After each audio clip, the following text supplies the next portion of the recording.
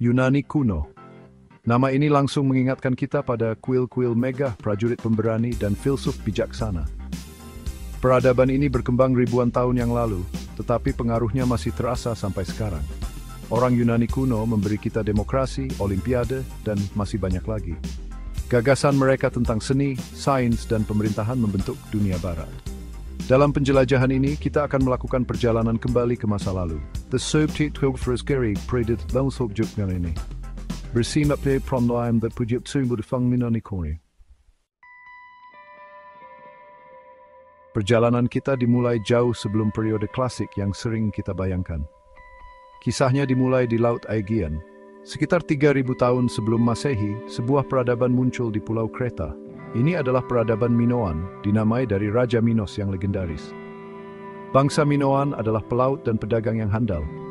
Mereka membangun istana-istana megah dengan lukisan dinding yang berwarna-warni. Salah satu mitos terkenal, kisah Theseus dan Minotaur, berasal dari periode ini. Sekitar 1.600 tahun sebelum Masehi, sebuah kekuatan baru muncul, bangsa Mycenaean. Berpusat di daratan Yunani, mereka adalah budaya prajurit. Mereka membangun benteng-benteng yang mengesankan dan terlibat dalam perdagangan di seluruh Mediterania. Perang Troya yang diabadikan dalam puisi epik Homerus diyakini terjadi selama masa ini. Bangsa Mycenaean akhirnya runtuh, mengantarkan periode yang dikenal sebagai zaman kegelapan Yunani. Setelah zaman kegelapan, Yunani perlahan mulai pulih. Sebuah sistem politik baru muncul, negara kota, atau setiap negara kota merdeka dan memiliki pemerintahan, hukum, dan adat istiadat sendiri. Beberapa yang paling terkenal adalah Athena, yang dikenal dengan demokrasi dan filsafatnya, dan Sparta, masyarakat militer yang menghargai kekuatan dan disiplin. Negara kota ini sering bekerja sama, tetapi juga sering berbenturan satu sama lain. Persaingan untuk mendapatkan sumber daya dan kekuasaan menyebabkan persaingan dan konflik. Periode ini juga menyaksikan munculnya kolonisasi Yunani. Untuk mencari tanah dan peluang perdagangan baru, orang Yunani mendirikan permukiman di seluruh Mediterania dari Spanyol hingga Laut Hitam. Abad kelima sebelum Masehi menandai titik balik dalam sejarah Yunani. Sebuah kerajaan yang kuat dari timur, Kekaisaran Persia, mengarahkan pandangannya ke Yunani.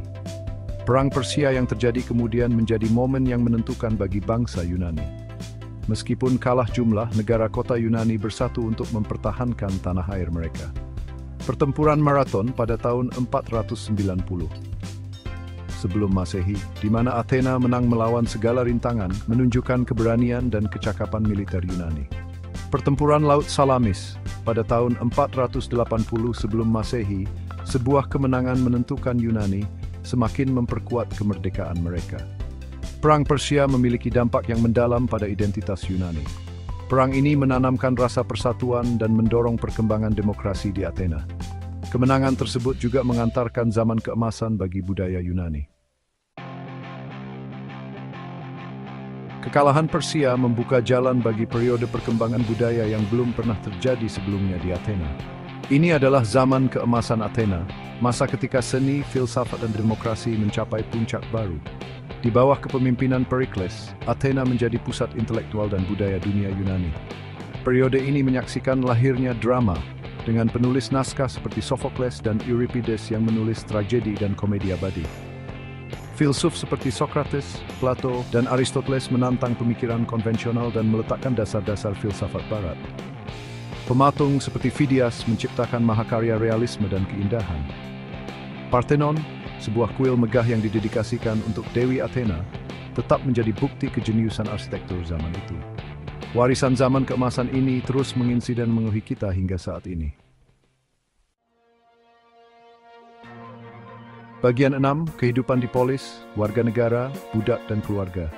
Kehidupan orang Yunani kuno sangat bervariasi tergantung pada status sosial mereka. Inti dari adalah warga negara. Kewarganegaraan adalah hak istimewa yang disediakan untuk pria yang lahir bebas. Mereka memiliki hak untuk memilih, memegang jabatan, dan memiliki properti. Kehidupan di semarak dan sosial. Warga negara berkumpul di pasar untuk membahas politik, berbisnis, dan bersosialisasi. Namun, tidak semua orang menikmati hak yang sama. Perempuan memiliki kebebasan yang terbatas dan sebagian besar terkurung di rumah. Budak, bagian penting dari populasi, tidak memiliki hak dan mengalami perlakuan kasar. Keluarga memainkan peran penting dalam masyarakat Yunani. Pernikahan diatur dan ayah adalah kepala rumah tangga. Pendidikan sangat dihargai, terutama di Athena, di mana anak laki-laki menerima pelatihan dalam retorika, filsafat, dan atletik. Bagian 7. Warisan abadi Gema Yunani kuno. Kejayaan Yunani kuno akhirnya memudar. Konflik internal seperti Perang Peloponnesia antara Athena dan Sparta melemahkan negara kota Yunani. Namun pengaruh Yunani kuno tidak hilang. Gagasan dan pencapaian mereka terus bergema sepanjang zaman, membentuk peradaban barat dengan cara yang mendalam. Bangsa Romawi yang menaklukkan Yunani pada abad kedua sebelum Masehi mengadopsi banyak budaya Yunani, menyebarkannya ke seluruh luas. Seluruh Renaissance further melimpulkan klasik dan daun Yuning kebangkitan. Bagian 8. Kesimpulan, api abadi Yunani kuno. Dari demokrasi dan filsafat hingga seni dan arsitektur, warisan Yunani kuno ada di sekitar kita. Gagasan mereka terus membentuk dunia kita, mengingatkan kita pada kekuatan akal manusia, kreativitas, pengejaran keunggulan. Meskipun peradaban mereka dari ribuan tahun yang lalu, orang Yunani kuno meninggalkan warisan abadi. Kisah, gagasan, dan pencapaian mereka terus menginspirasi dan menantang kita.